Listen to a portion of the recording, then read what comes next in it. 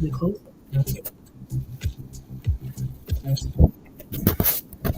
Good here.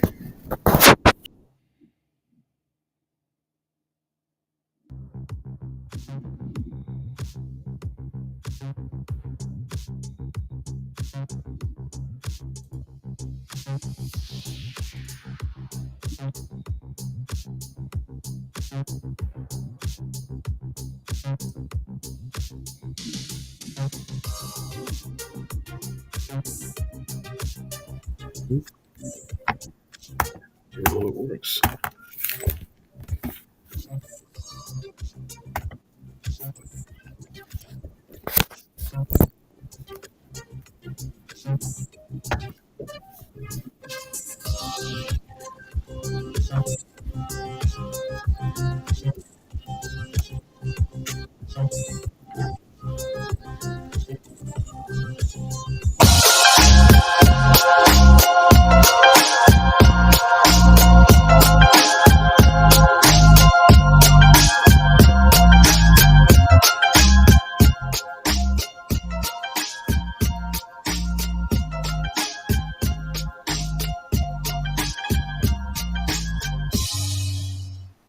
I'm Roberto Torres, and I hear you, Toledo. In the last 8 years, have you gotten safe, clean, and sustainable neighborhoods? Have you gotten a supportive environment for solid investment and a responsible approach to spending your public money? Ask yourself this: what have you gotten from the last 8 years? Toledo, as an independent candidate for mayor and Marine veteran, I'm committed to you, and I'm asking for your vote. Hear me out at TorresForToledo.com. Paid for by Torres for Toledo. All right. Welcome to another episode of the Liberty Dad Podcast, a discussion on politics and culture. I am your host, DL, America's most objective libertarian. If you're tuning in live, thank you so much for giving me your time. All right, folks, we're going to get right into this. I've got Roberto Torres, and we're going to bring him on, and we're going to have a little chit chat about his run for mayor of Toledo. So please welcome Roberto Torres. Roberto, how are you? Good evening. I'm doing great. Thank you. Awesome. That is great. Let's see, get the names up there. Awesome. So you're running for mayor of Toledo. I've kind of been anticipating this particular interview because my wife is a graduate of University of Toledo. Okay. So I was like, hey, guess what? I got a guy on that I'm going to interview for mayor of Toledo. Now we're here in Jacksonville, but that's okay. And then actually a good friend of mine that comes over all the time, his family lives up in Toledo, and he visits them on the holidays. So there's a little connection here with Toledo, even all the way down here in Jacksonville. Awesome. So that's awesome. So let's dive right into it. You've lived and worked in other cities like Canton and Detroit and Grand Rapids. So, and I was reading your website, and it says that you have experience serving 6 mayors in 4 different cities. That's So correct. I'm really curious. I'm like, tell me a little bit about this experience that you've had and just kind of like how it's prepared you to run for mayor yourself. Yeah, well, just a little background. So I'm a product of what I consider the migrant mainstream. So my family did the migrant track from Mexico to California, Oregon, Washington. These Mhm. are the states, and then coming across to Minnesota, and then finally my father and mother settled out in Northwest Ohio, and so that's where I was born. So I'm a product of Northwest Ohio and one of 13 in my family. So you can imagine my upbringing was one that was very simple. And Mhm. so we learned to do with little. Mhm. And so you ended up being very creative in order to find solutions to just issues and matters that arose in such a large family. Mhm. And so I went to Bowling Green State University, which is like it's like the Ohio State Michigan. So the Mhm. Bowling Green is to Toledo what Michigan is to Ohio State, and Got that's the rival school. And so we proudly this year, the Falcons, the mighty Falcons of Bowling Green, actually defeated the University of Toledo. So I went to school at BG, Right. public administration, political science. That was my education, and then I served 4 years initially during peacetime with the United States Marines. And Okay. and then I got activated when I signed up as a reserve. Got activated for Desert Storm, so Mhm. I'm a Desert Storm veteran. And Okay. so that's part of my if you want to talk about experience leading to leadership, that's all part of it. And then I went to serve for Mayor Finkbein, their first mayor in Toledo. Um, and Mayor Finkbeimer was one of those mayors that initially had made a run for office as a Republican, and after several attempts, he switched over to the Democratic Party, and that's when he got elected. So he still had leanings that were conservative Mhm. and very pro economic development. And so that was my first iteration with public service. I served for 3 terms with Mayor Finkbeiner, and then one term in between those 3 terms with Mayor Jack Ford, Toledo's first black mayor. So when I served with Mayor Jack Ford, it was the emphasis there was in inclusion, making sure that the population of Toledo had his participation and civic engagement. And so that was very important. That's one of the work that I did that I'm most proud of is being able to make sure that all of our neighborhoods receive the benefits of city government and what city government has to offer. With Mayor Finkbeiner, it was more on the economic development side. Mhm. I had the opportunity after serving those years, 12 years in the city of Toledo. Um, Also, in that time, I want to let you know I did run for school board for Toledo Okay. Public Schools, and I ran at the time when the school system was actually coming. Uh, the school was receiving $700 million for a new construction and renovation of its schools. And I felt it was important that if we're going to build schools in our community, that it ought to reflect the effort and participation of the residents of our community. Mhm. And so I intentionally ran for the school board so I could make sure that there was inclusion involved in that development. That gave me the opportunity, that exposure all gave me the opportunity to actually get the attention of Mayor Healy in Canton, Ohio, Pro Football Hall of Fame. And Mhm. Mayor Healy was looking to do more international attraction and investment. And so that gave me the opportunity to actually do a number of sister cities and also to work with entrepreneurs and businesses from outside of the U.S. that actually came into Canton, Ohio. Canton, Ohio is a town of 73,000 people, so it's a small city. But in that 4 years during the recession in 2008, from 2008 to 2011, I actually was able to bring in $1.8 billion in new investment into the city of Canton, Ohio. And that was because we were attracting investment from China, Japan, New Zealand, Australia, Canada, and Mexico. And so a number of jobs were created during that time because of all that investment that came into the city.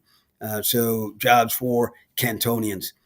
From there, it took me to Grand Rapids, Michigan, where I was the director of the Hispanic Center of Western Michigan, and I started to get involved more in being a welcoming city. So attracting more immigrants and refugees. And that's where I started to do that work. That caught the attention of Governor Snyder, Rick Snyder, in his office, the Michigan Office of New Americans. And they said, you really need to go to Detroit. They have a need there to fill a position for the mayor's office of immigrant affairs and economic inclusion. And so I took that role. And in the last 6 years, I acted to actually resettle immigrants and refugees, Afghan refugees, Syrians, Iraqis, Senegalese, Mauritanians, all the populations that were coming into the U.S. My role was to actually attract them to Detroit to actually grow Detroit. And if you look at the census numbers in the last two census tracts, the city of Detroit has actually increased for the first time. Has increased its population, like many other Midwest cities and big industrial cities. The population has been declining. In Detroit now, they can actually boast an increase of 14,000 new Detroiters into the city. And so that's what I bring to the table as I'm running for office in the city of Toledo. Gotcha. So let me ask you, because you mentioned a couple words there that could be like hot potatoes right now. You mentioned inclusion, Correct.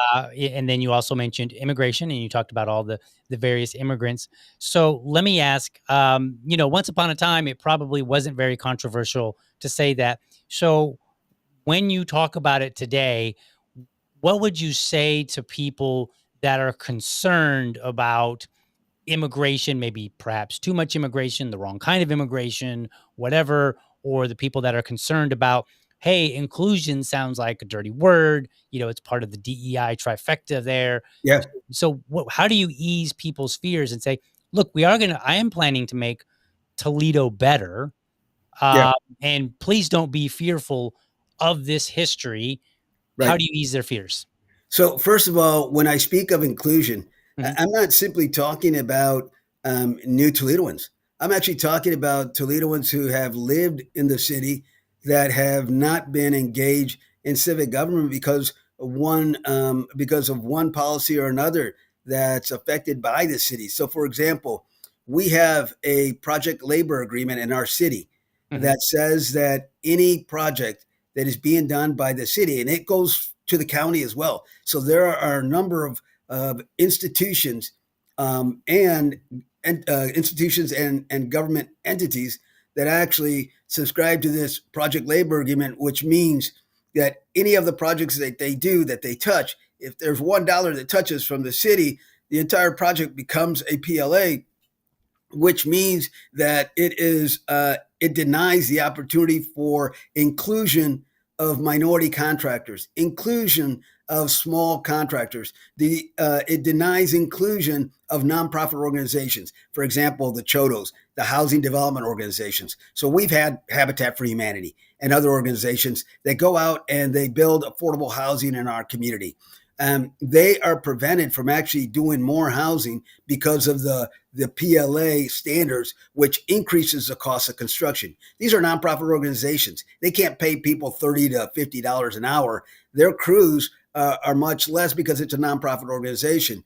But yet these regulations require them to pay the higher wages for these same individuals. And so it's cost prohibitive for them to actually move forward with any projects. I was talking to one Chodo who said that if it weren't for the PLA, I could have 100 homes ready, affordable houses ready for the citizens of Toledo.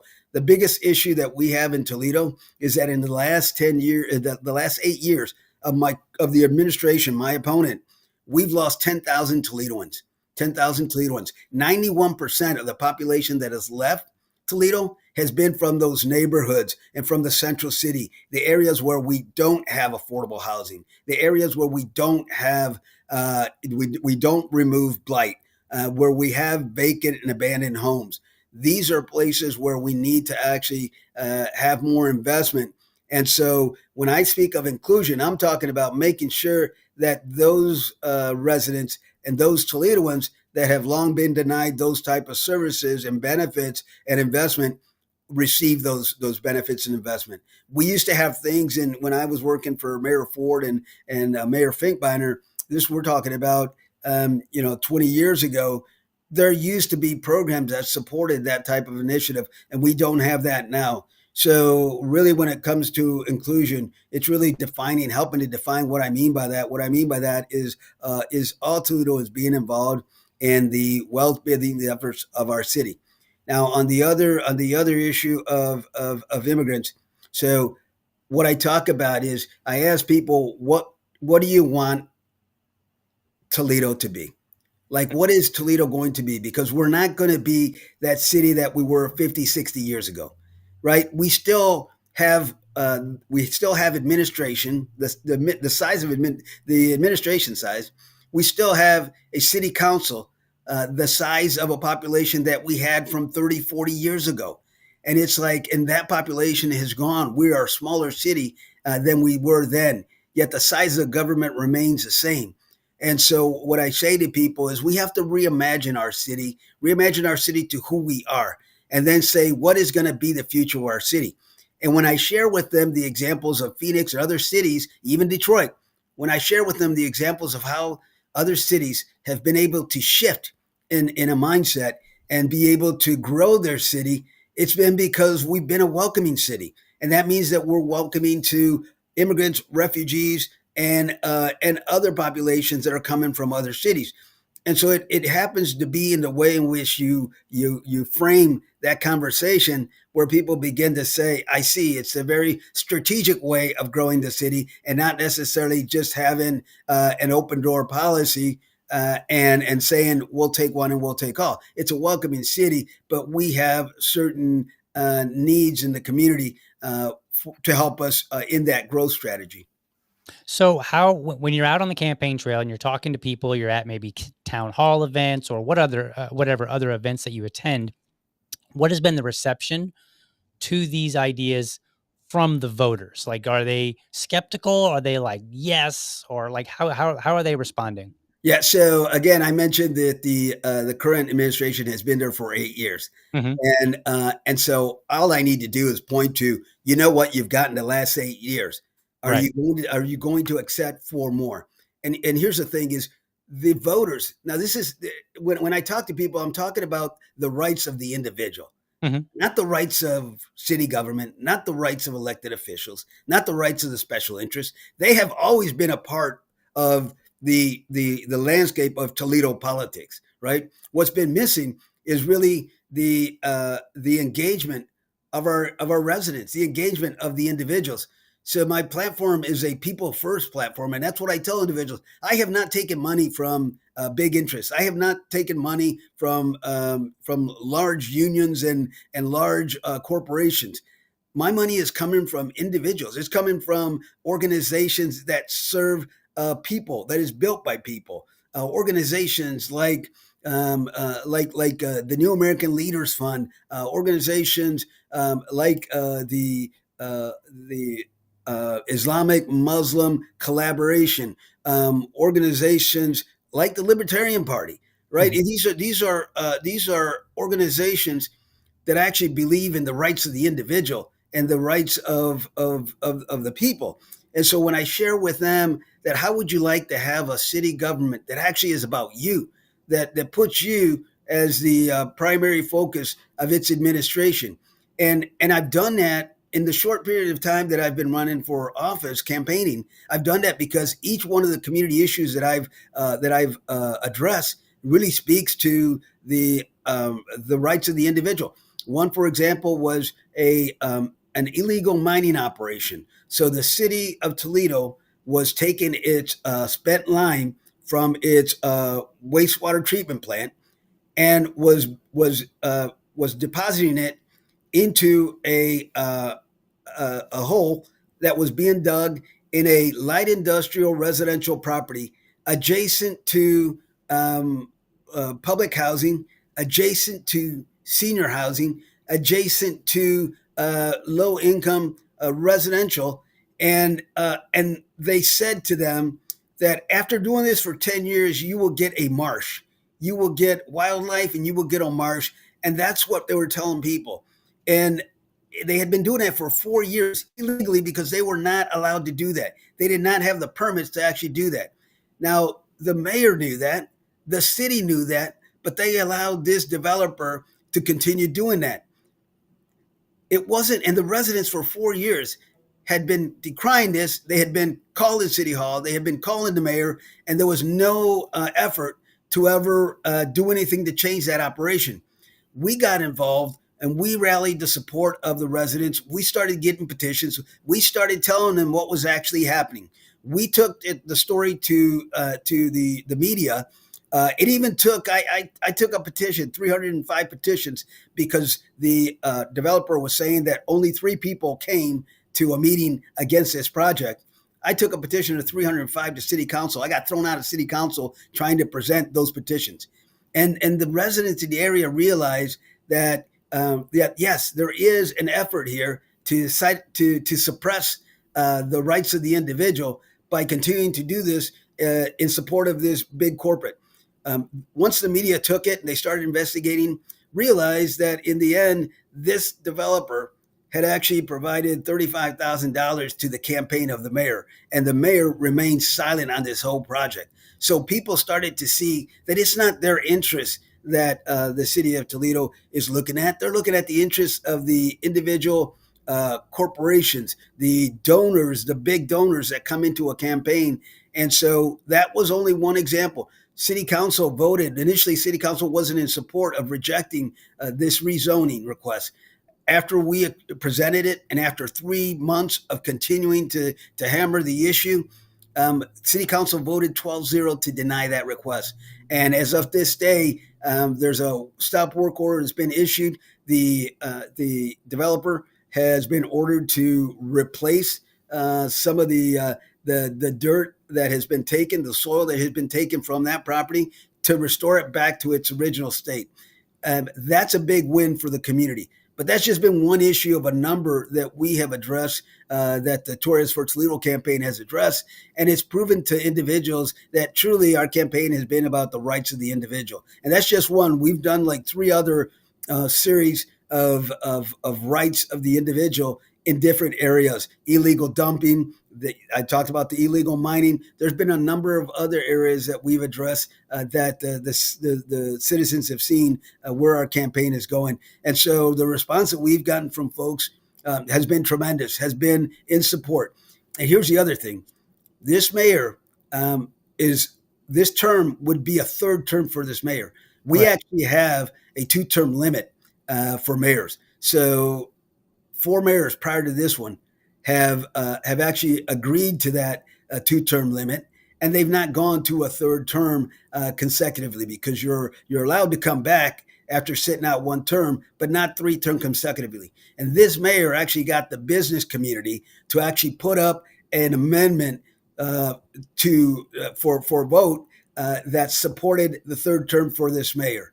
And so people are seeing it that, on the one hand, and by the way, he's represented by the Democratic Party, right? So he's the choice of the Democratic Party to actually lead the city.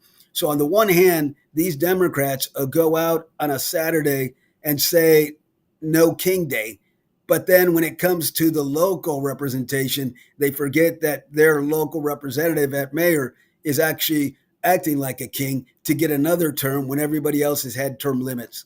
So the response that we've gotten has been tremendous. And what we need to ensure that folks actually vote their sentiments. They're telling us that they support us, but we're reminding them that you can say that every day, but it doesn't count unless they go to the ballot box and actually exercise that. And so that's been our effort, and I believe that in spite of the challenges that our campaign has, and that's running as an independent doesn't give you the big money that the standard party would give you.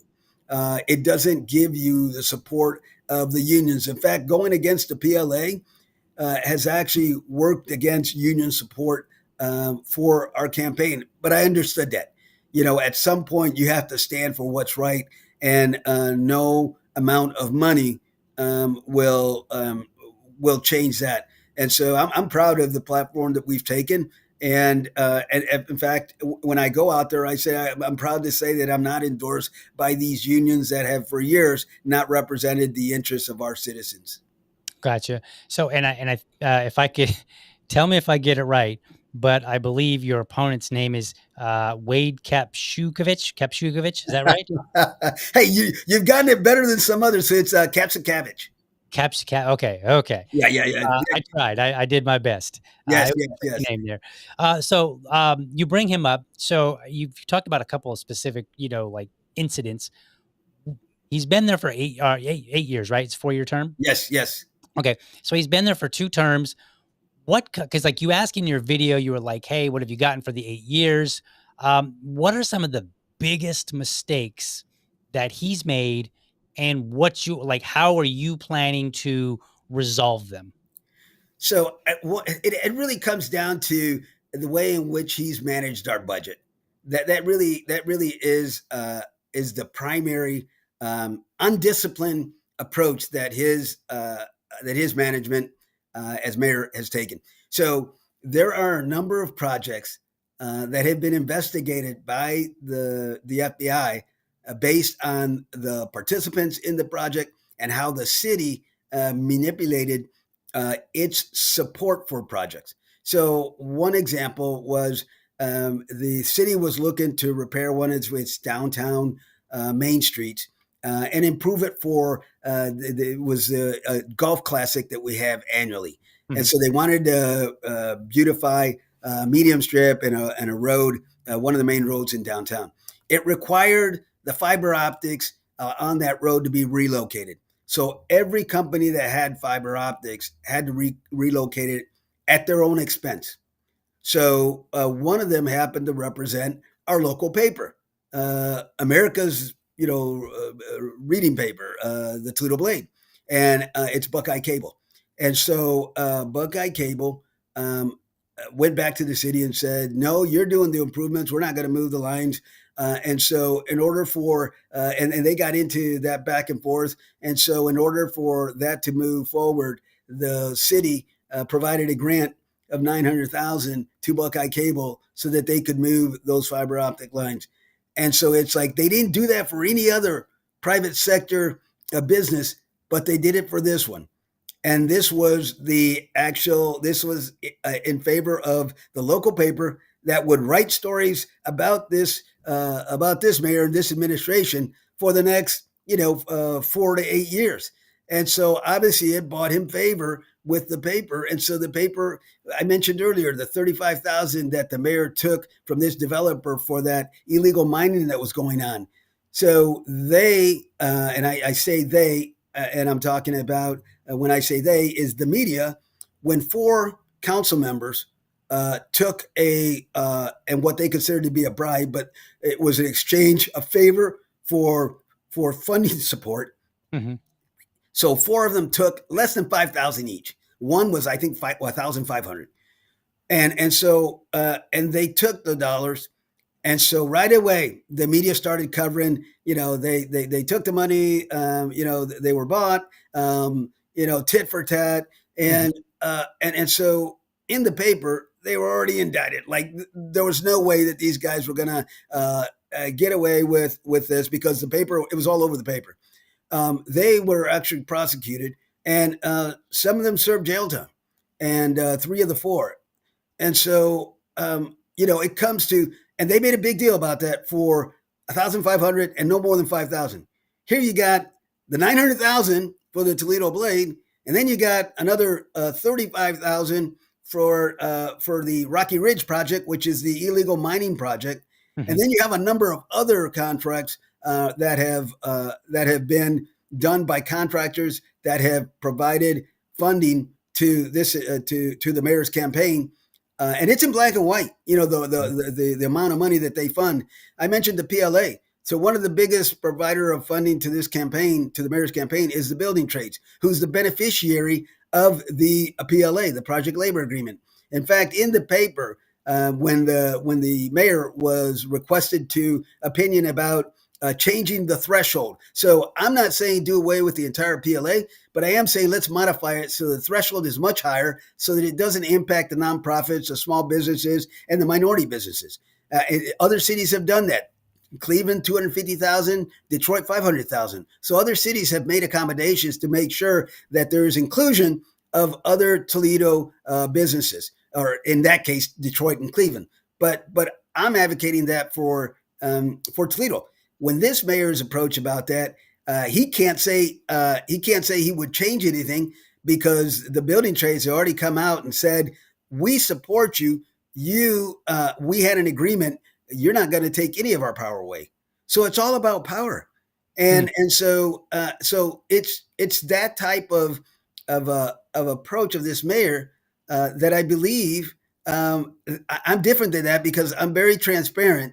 And I mentioned that I grew up in a migrant family with very simple beginnings for a reason, and that is because I learned how to live with little, to do with less, right? To be innovative, to be creative, and as a Marine, I'm disciplined, and so my approach would be a very disciplined approach. I will not spend what I don't have. I will not make a commitment to what I don't have. This mayor made a commitment when he first ran for office. He made a commitment to actually have preschool for all, but he didn't have a plan. He had a commitment, and he moved forward with it. There was a funder, a wealthy donor that came in to actually give it to generate the start of the program. And so they did start the program, but what happened is they ran out of money. And so now you had these families call in because their kids were not going to go to college. Their kids were not able to complete their studies because this program now ran out of funds.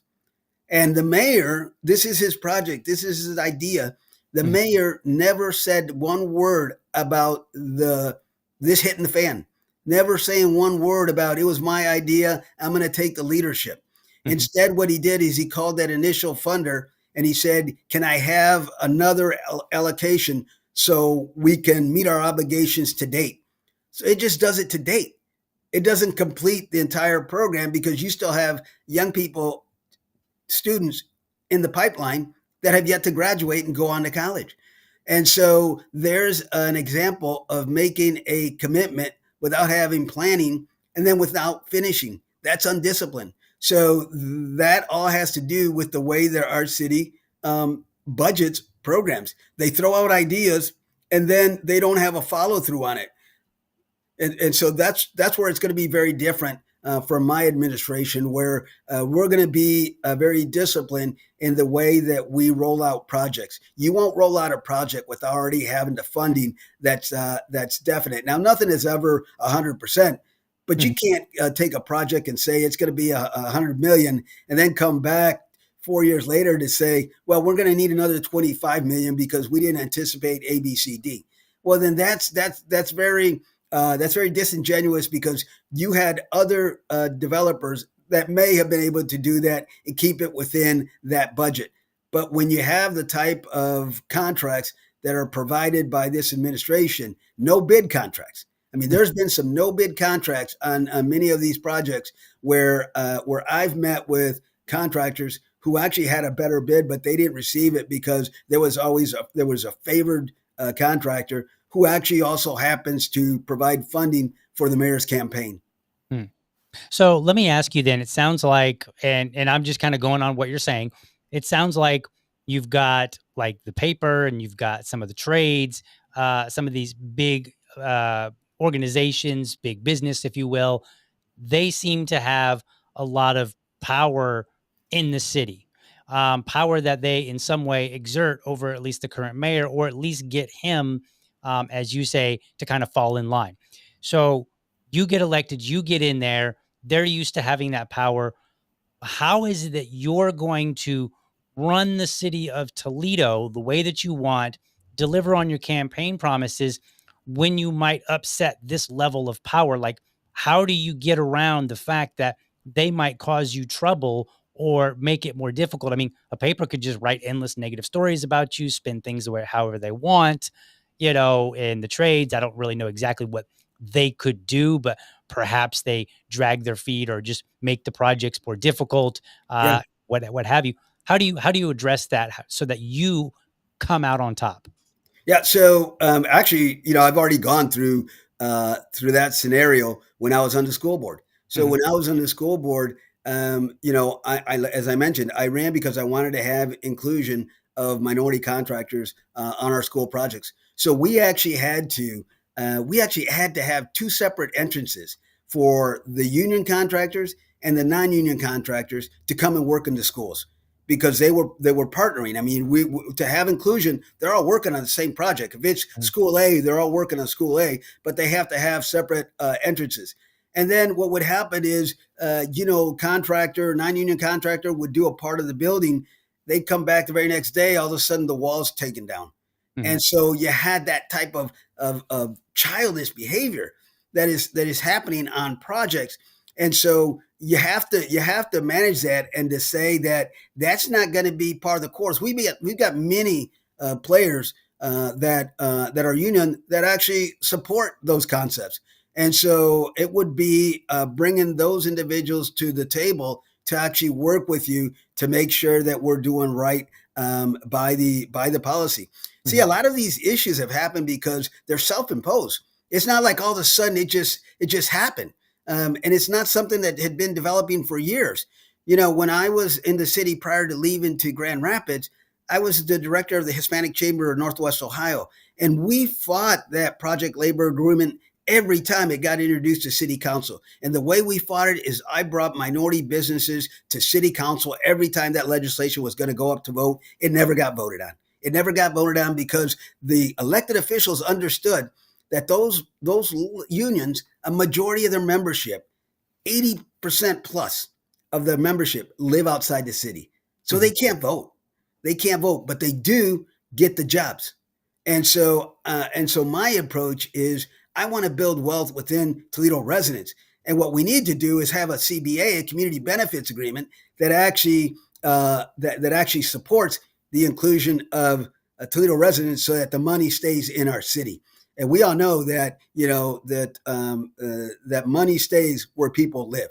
If you live outside and you work in the city, but you live outside, that money's being spent out somewhere else. And so many of those unions are actually located outside of the city of Toledo. Their headquarters are in other counties outside of Lucas County. And so that says something when you're not even located in the city and yet you're reaping from the benefits of our projects.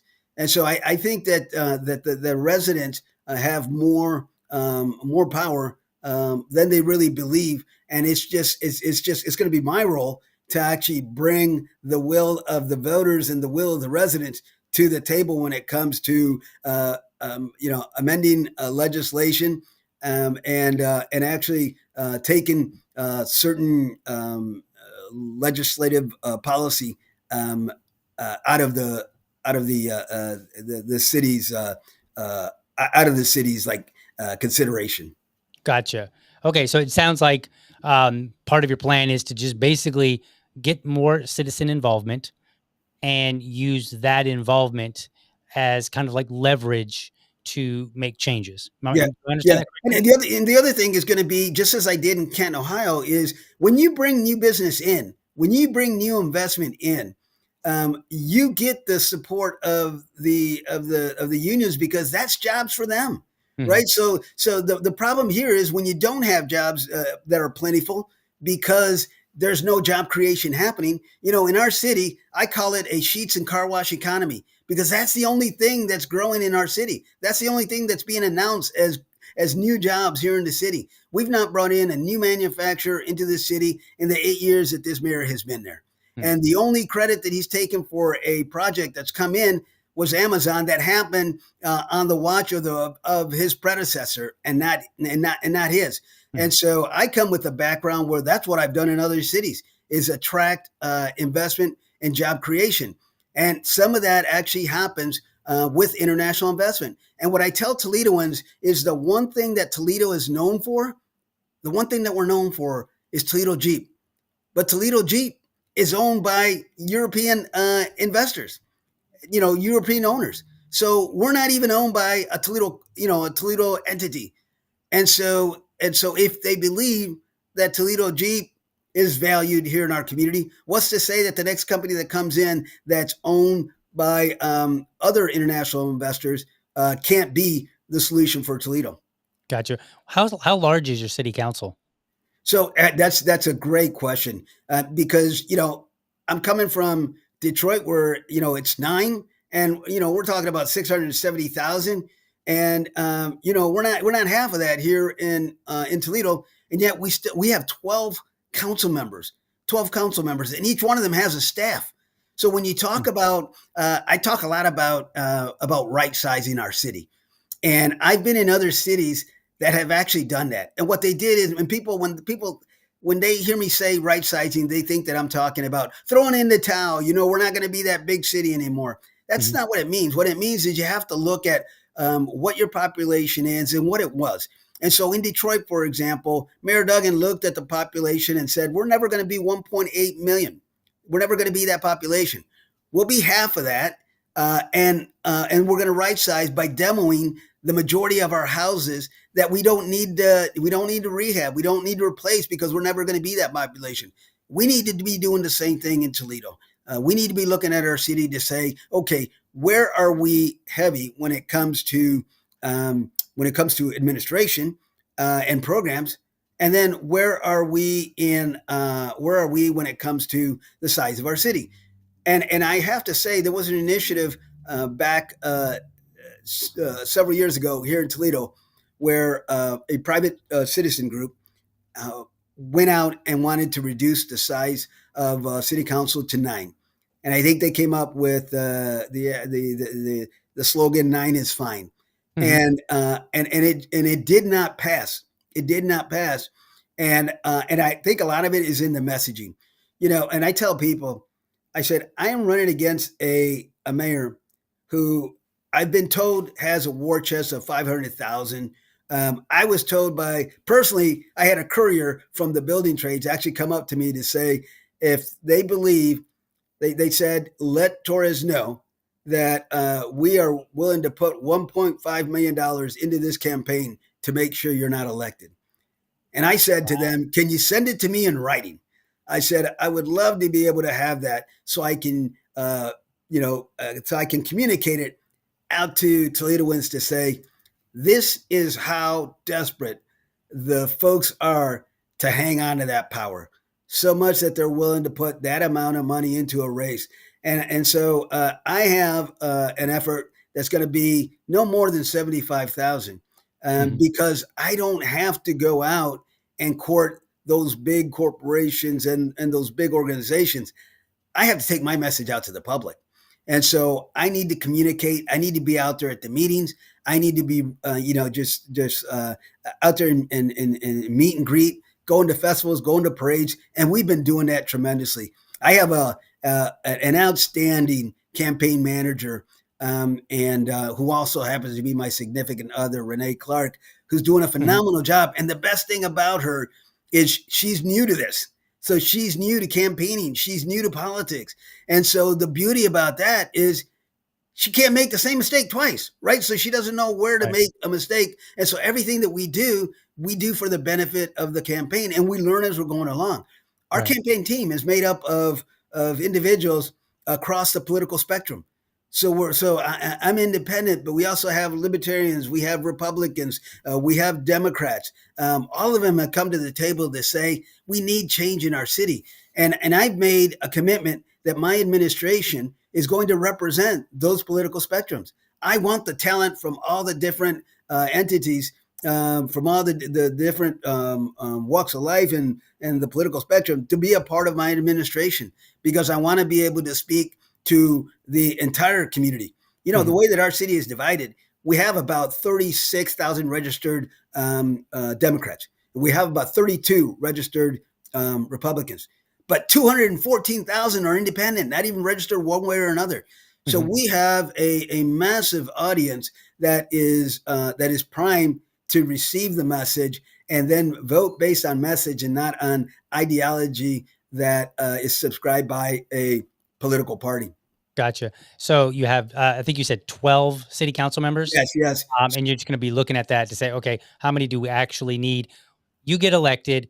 Do you have, or do you anticipate having a friendly or hostile city council to work with, or maybe somewhere in between?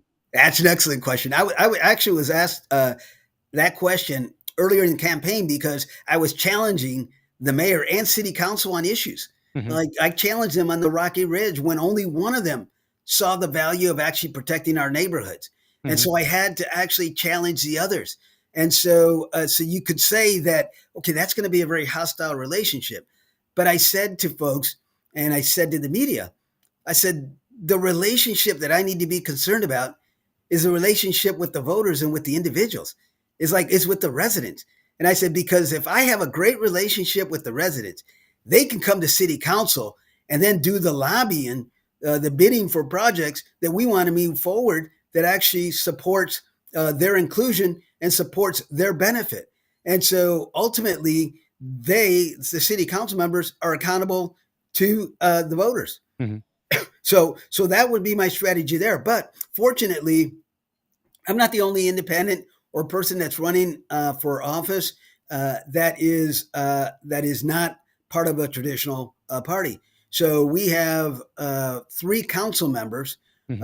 right now that are running as independents, and one that's running as a Republican. So conceivably, of the six positions that are up right now for the at-large position, so conceivably we could have four that come in from another mindset, which then would give my administration support for ideas that would be more supportive of the individual rights. Gotcha. So along the way here, we've talked. So on your website, let me back up a little bit. On your website, you've got three primary like platform ideas. You talk about a responsible approach to spending money, which you kind of already addressed. Yes. You also have a supportive environment for investment, which you've Yep. already addressed. You said, "Hey, look, we want to bring in more business. More business will change the attitude of how people behave, and that will assist. That will go toward benefiting some of the goals that you have. So the last thing you have is safe, sustainable, and resilient Toledo neighborhoods. What's the lay of the land in Toledo when it comes to like safety? Because I've been hearing from like I've interviewed multiple people, and it seems like there is a crime problem in many cities. Do you have a crime problem in Toledo, or is it something else? What's the lay of the land there? So it depends on who you ask. You're asking me, I will tell you that we have a problem. You ask the mayor, he will tell you that we're on a record low homicide for the city. So I'll put it this way. I started my campaign in the first week of January after two homicides had already happened since the Mhm. beginning of the year. One was an incident that happened on Oak and Nevada in the east side of Toledo. Historically, a community has been neglected by the city. I did my so where the person was found dead was actually just steps away from a grocery store, residential area, and a vacant and abandoned building. It was a home that was right across the street. So I did my press conference right in front of the vacant abandoned home. And I said, it's already the first week of the year, and we already have two homicides. And we have a mayor that's saying that we have, for 4 consecutive years, have had record low homicides. And I said, and instead of him coming out to the community, coming out to the neighborhood to ensure them that we're going to get on top of this, we're gonna provide surveillance in the area. We're going to make sure that you have around the clock presence from our police department to ensure the safety of your community, to take down this vacant and abandoned structure. Instead of doing that, he announced a new flag for the city of Toledo. And I made light of that because I said, a flag doesn't lower crime, a flag doesn't bring jobs in, the flag doesn't get rid of slum and blight. and it was very symbolic of the way that he sees crime in our city. That it's elements that only happen in certain areas. It doesn't happen in our suburbs. The market rate housing areas of our city. Mhm. And so I started that no more than 3 months after that happened. Um, a young lady, a young girl, Keimani Latik, was murdered in a vacant and abandoned building just down the road from that Oak Street. So it was on the east side, a vacant and abandoned structure. She was taken there. She was killed. She died. It became a memorial. And the city said nothing. The city said nothing about that. Instead, they blamed this child had been through children's services. And so they blamed children's services and their lack of follow through on this child and the mother and the parents. Uh, and that was the cause of this situation. Now, as I look at it from the city, that vacant and abandoned structure had remained for 3 years. So we go back 2 years, 2.5 years. The city had taken that property owner to court, and the judge gave that property owner 30 days to actually rectify the violations of that property, or else he would be fined and jailed. Mm. And so he was given 30 days. The city law department never went back to check if he did the work. Mhm. The next time that property came up was after the death of this young lady. And so the city really owed an apology to this family to say, had we done our work, had we done our job of ridding slum and blight in this neighborhood, that incident wouldn't have happened here. It Mhm. certainly wouldn't have happened there. And that structure remained there after the death. And it wasn't until an arsonist burned that structure down that it got cleared. Mm. That it got cleared. And so that was their approach to crime. In July, we had a record high homicide, seven homicides in the 4th of July weekend. The chief was out of town, Mhm. so he was vacationing. The mayor said nothing. It took the mayor 25 days to actually come out and comment on that record high homicide weekend. And he comes out and he excuses it and says that what happened on the 4th of July weekend was simply an anomaly. It doesn't happen here in Toledo. It's an anomaly. And that was his excuse. At the same time that we're having we had another shooting in West Toledo, which is one of our market rate housing areas, one of the preferred housing areas in the city. We had a homicide on a B&B property where a young gentleman was tragically lost his life. Mhm. And it happened, and the mayor um, did not respond to it. Instead, what happened is they announced that the West Toledo substation was going to be closed. Mhm. And so the substation that was just around the corner from where that happened was going to be closed. So the response to crime was, okay, I know it's happening, but we're going to take our presence out of that neighborhood. And along with that was the announcement that two other stations would also be closed so that they can consolidate services. And so that's if to say that there really isn't crime because you see, we're closing down all our substations, so there isn't really crime. Mhm. And most recently, we had a homicide in South Toledo where a gentleman from out of town came to visit his friend, and the homicide occurred in the South Side near an apartment complex. One of the residents actually had a round actually shot into her front door. And the mayor comes out, and the first thing he says is, "We need to understand that this was perpetrated by somebody who was from out of town, and that's unusual." That's all I Mm. want to say. That's unusual. So it's just one excuse after another as to why we have crime in our city, and never really dealing with the issue that, yes, in fact, there is rising incidents of crime, and we need to be more proactive about it. And I have to tell you, in all those incidents, the mayor has yet to go to the scene of the crime to talk to those residents and to actually present a city presence that's addressing the crime in their neighborhoods. Gotcha. So in other cities, and like we heard about the big major incident over in Charlotte, that was related to somebody that was, a lot of people said, "Hey, this person shouldn't have been out walking the streets." Is that part of the problem that you see in Toledo? Things like cash bail and people being repeat offenders, but letting out early, or what have you, or is it something else that's kind of contributing to this rising crime rate? Well, I think it's multiple factors, and one of them I mentioned earlier is uh, if you allow uh, vacant and abandoned structures, uh, blight, the existence of blight. If the city and their own properties don't even take care of the out of control weeds and grass Hmm. on city property, um, when you do that, you're telling the criminal element that this city doesn't care about this neighborhood. Hmm. So it's a prime area for you to go in and do your illegal activity.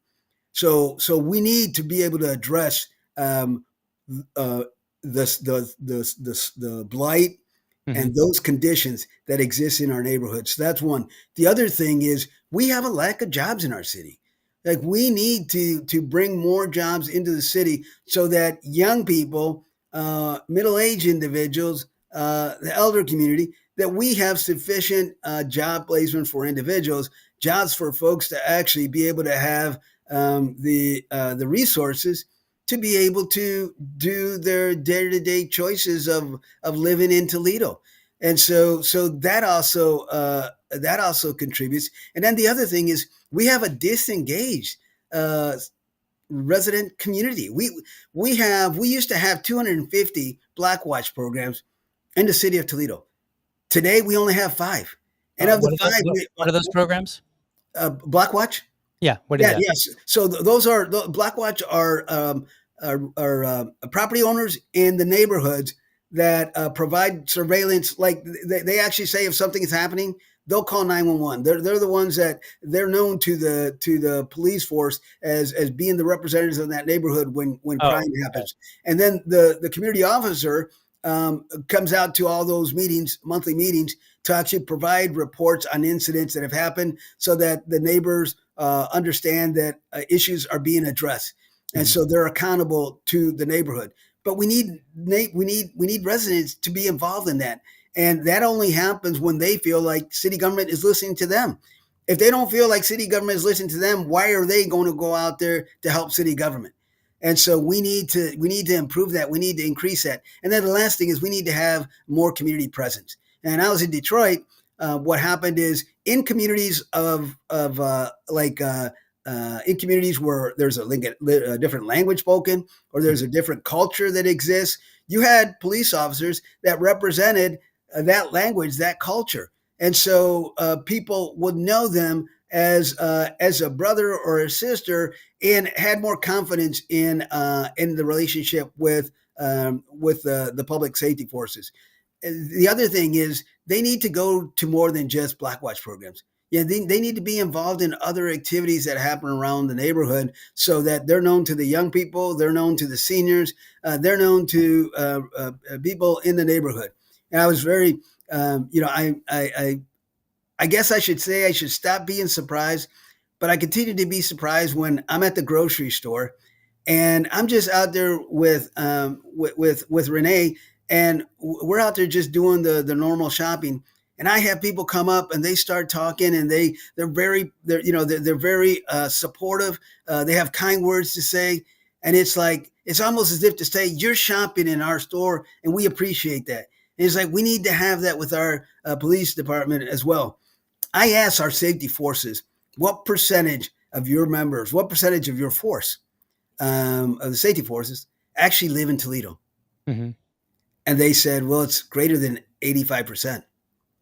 Hmm. I said, greater than 85%. So it's no wonder these individuals say, I don't know who they are. because they don't shop with them. They don't pray with them. They don't go to neighborhood activities with them. So we need to increase that interaction so that way individuals feel like they have a relationship with our community officers. But Got first and foremost, I got to say it starts with leadership. It starts with a mayor who actually takes into consideration that when an incident happens, it's important for that mayor to be out there, uh, whether it's on the date that happened, Mhm. whether it's at the time that investigation is happening. But the mayor needs to be present so that people will know it concerns him as much as it concerns them. And so I will be one of those mayors that is going to take an active role when it comes to public safety. And I wear the Eagle Globe and Anchor here on my lapel for a reason. I took an oath, and it's something that I took for life. So whenever you see or you run into a Marine, they will tell you once a Marine, always a Marine. Right. And so that way of life, that discipline, that code to honor loyalty and commitment. Um, that's the same type of discipline I will take to our safety forces. Gotcha. Well, I think we're at the end of our time here. I don't want to hold you up any longer. I appreciate you coming on. This was very fascinating to learn a little bit about Toledo and also about your campaign and some of the plans that you have and your ambitions. Is there anything before we go? Is there anything that you need to just let people know about? And then how can they find you? How can they help you? Well, first and foremost, I appreciate the support that I've gotten from the Libertarian Party. Mhm. I have members of the party. My significant other is a member of the Libertarian Party. Um, uh, the team has been great. They've been supportive of our campaign. We've gone to the state conferences, Mhm. and we certainly plan to stay engaged. I believe in the mission of the party. Mhm. I think what it does is it empowers the individual. If I have to say which one of the pillars, it's got to be that individual right. Mhm. That when you do that for individuals, they become engaged. When you do that, they become supportive. When you do that, they go out and vote. And so that's one of the things that I'm thankful for what you've done. They can get involved in our campaign by making a small contribution. Any amount helps. They can go to torresfortoledo.com and go in and make a contribution, because the plan is it doesn't stop here. I tell folks, I said, we've started a movement here, and we certainly want to continue that in other ways. And so I ask folks to support us as they can. Awesome. Well, I appreciate it, sir. Thank you so much for joining me this evening, and I wish you luck Thank on you. your election.